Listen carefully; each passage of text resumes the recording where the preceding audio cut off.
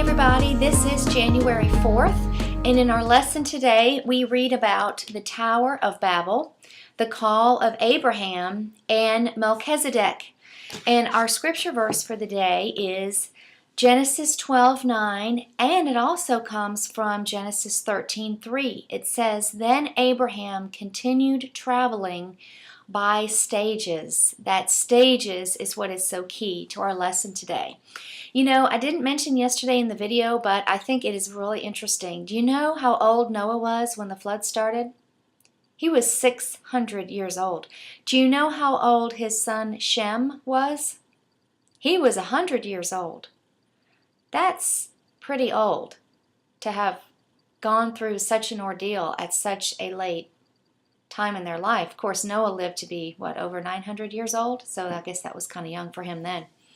But anyway, you can see in the back that I still have my Christmas decorations up. I think I've decided to keep them up till the weekend. I think this weekend we'll take everything down, but just a couple more days of enjoyment, I think, is what we're going to do. So as we start to talk about the Tower of Babel today, we need to understand, why is this so significant in our lives, you know? Well, this is why we have the different languages that we have today. It didn't used to be that way. Early on, everyone spoke the same language and it was very easy to communicate. This is the point in history where God scatters the people and gives them a different language, and that's actually why we have different languages today. So did you think about, what was the big deal about what they did? Why was building this tower so wrong? Well, here's why. It's because, remember, they said, let's build a city that reaches to the sky, as high as God. It will make us famous, and it will keep us from being scattered. Remember back on January 1st or 2nd, that reading, God said, multiply and fill the earth. The command was to go throughout the entire world and populate the earth, and they didn't want to do this. So this was in direct contrast to God's command. The sin here seems to be immense pride, open rebellion against God, and wanting to be independent from God. Did you know that that was a great sin? God sees us trying to be self-independent, self-sustaining as a great sin, because we are supposed to be dependent on God. I had somebody tell me once, I was traveling in an airplane, and the person sitting next to me I didn't know, and he told me, our job as parents is to get our kids from dependence on us to dependence on God. And that really is the mark of spiritual maturity, when we can go through our life completely dependent on Him. So this is in contrast, this pride that we see in these people is in contrast to an attitude of humility, which would include trust and obedience. A similar story exists in Babylonian literature. This is literature from eons ago. And in one of the Babylonian stories, it talks about the people building a ziggurat. A ziggurat was a step-like tower, kind of like, the pyramids looked. And it was believed to have been built in Babylon. And it was referred to them building this step tower to reach the heavens and being a place of worship. So they were almost establishing this place as a separate place of worship. And I'm not really sure they were really out to worship the one true God here. Another thing that's significant is that we are introduced to this place called Babylon. Here we see the establishment of Babylon being the predominant force of evil in the world, the epitome of ungodly powers and evil forces. In a word, we could call it the anti-kingdom. This is the Babylon that you hear about in the news today, and we'll read about it more in the books of Daniel and Revelation. So how can we apply the story of the Tower of Babel to our own lives? This represents the hopelessness of people completely living for themselves and thinking only of themselves. Remember the proverb, unless the Lord builds the house, the builders build in vain. So what in your life are you trying to build or accomplish that doesn't seem to be working? Is God the originator of those plans, or are you trying to do whatever it is on your own strength and through your own effort? Do you seek God's will for your life, following obediently in His path, asking for help along the way? You know, all throughout Scripture we see a need for God's people to obey. In the book of Luke, Jesus says, "You cannot be my disciple if you do not obey God." So the theme of pride here is very important. Pride is something that God hates, and it's the root of all evil. Contrary to pride is what? Is humility. So what in your life do you set up as a step tower reaching to the heavens in which you place utmost importance over God? What do you give first place in your life? Is it technology? Is it football? Is it your children? Or perhaps it's your work. God demands that we give him first place. So Abraham comes from the righteous line of Shem. Remember in yesterday's video we talked about there being 3 different people groups now forming from the 3 sons of Noah. And Abraham comes from the righteous line of Shem. Do you remember Shem a couple of videos ago was a son of Adam and Eve. Abraham's father was Terah. He was an idolater. He worshipped other gods.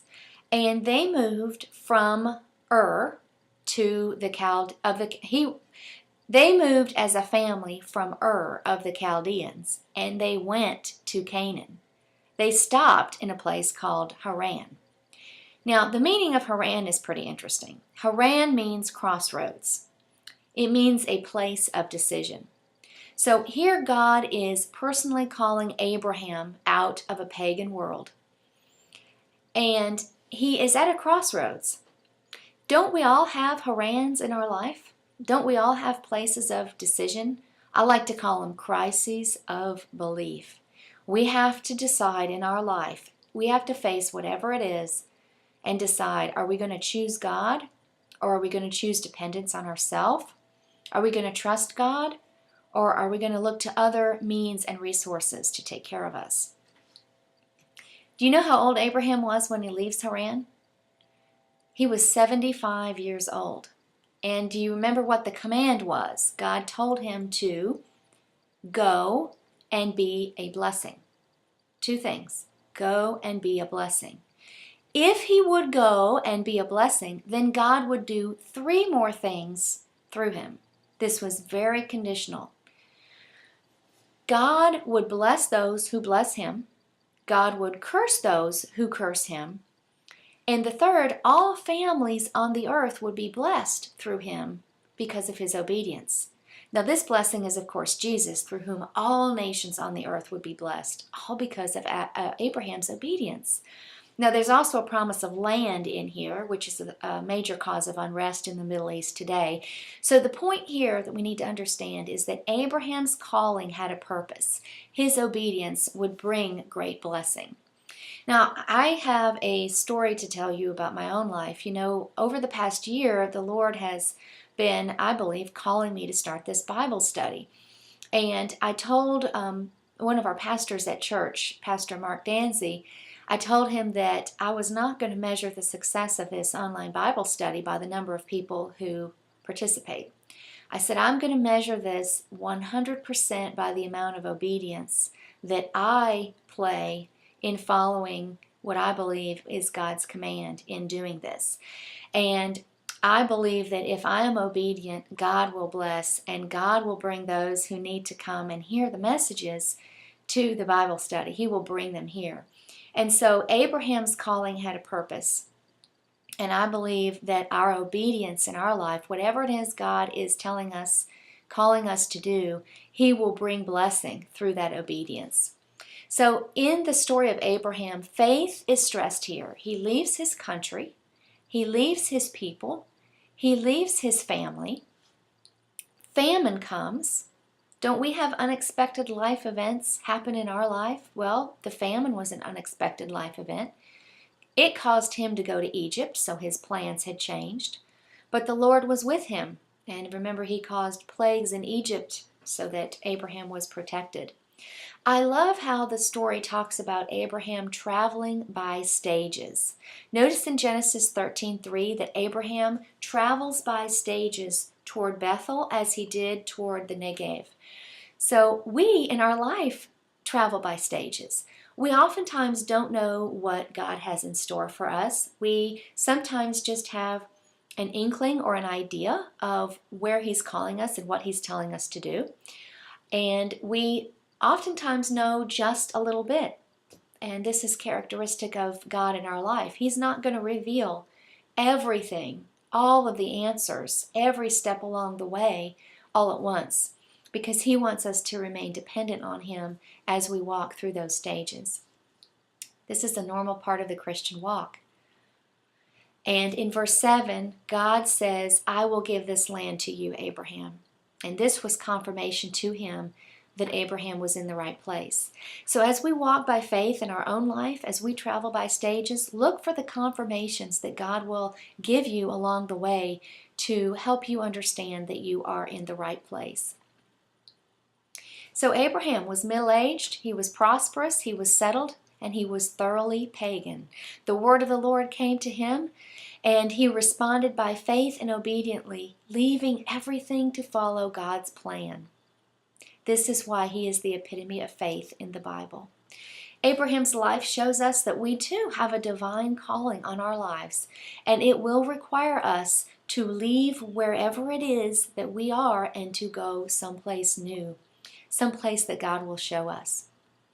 So we see here Abraham and Sarah in Egypt, and you may have overlooked this small little interlude, this small little story, but it really is important.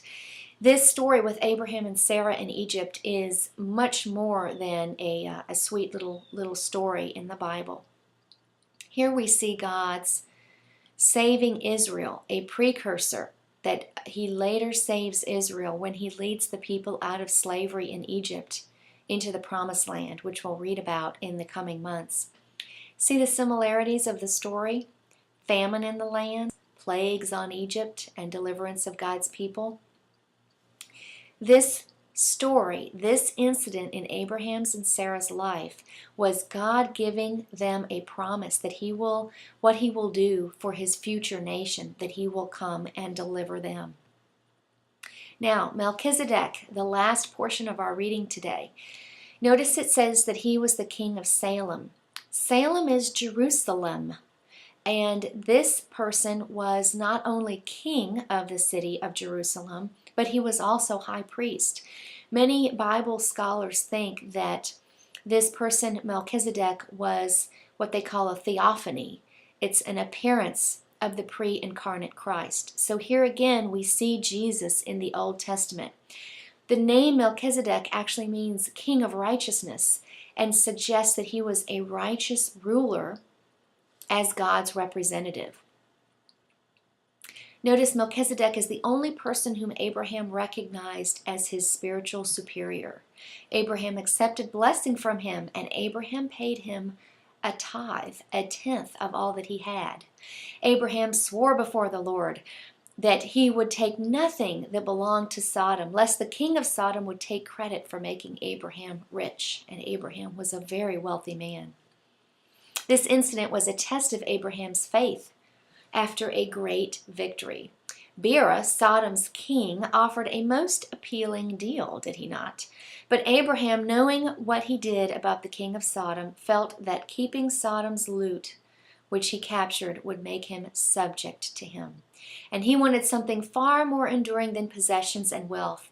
He wanted the fulfillment of God's miraculous and enduring promise. So what about you? Would it have been more important to you to take the money or to do what makes sure God gets the glory? Would you have held out for God's true and perfect gifts that only He can give? Faith looks beyond the riches of this world to the grander prospects that God has in store. And so Abraham walked in faith with God, and he continued on traveling by stages. Life is a journey. As you travel on in your stages, continuing to trust God, continuing to trust in His promises, that He will never leave you or forsake you. And now we know that following Him always results in the fulfillment of a blessing. Have a great day. See you tomorrow. Shalom.